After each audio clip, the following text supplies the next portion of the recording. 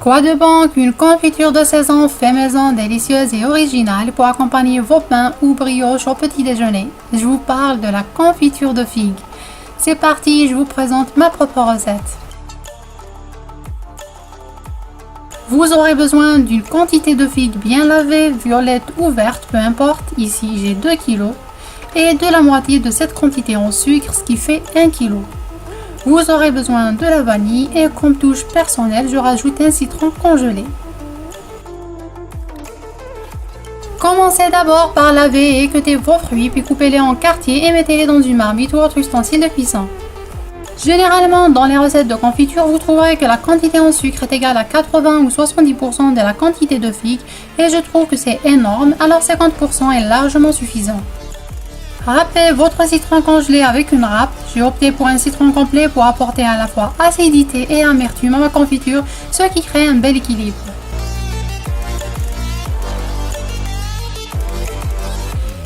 Ajoutez à vos figues le citron râpé, le sucre, 2 cuillères à café de vanille.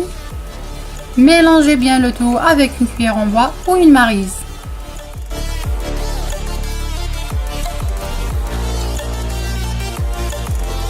Couvrez et vous laissez macérer toute une nuit au frigo. C'est parti!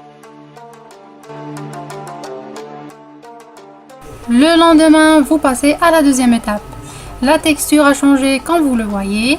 Mélangez bien, mettez le couvercle et portez à ébullition sur un feu très fort.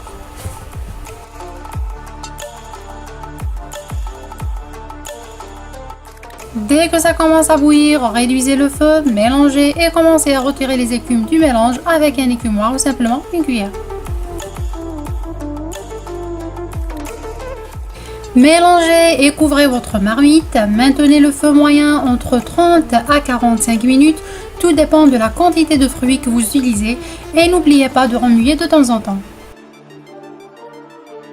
Pour savoir si la confiture est cuite, pratiquez le test de l'assiette. Prélevez une cuillère de confiture et déposez-la sur une assiette préalablement refroidie dans le frigo. Attendez un instant, penchez votre assiette ou passez votre doigt au milieu.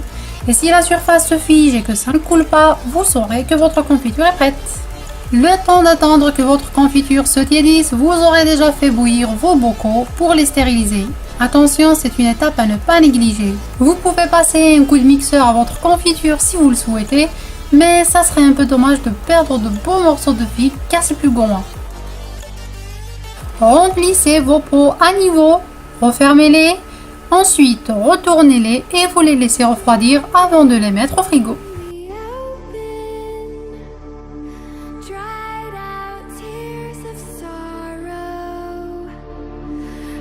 C'est la période des figues, alors autant profiter pour réaliser avec une délicieuse et bonne confiture fait maison.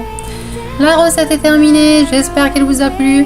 Rendez-vous sur une autre vidéo. Bisous, bye!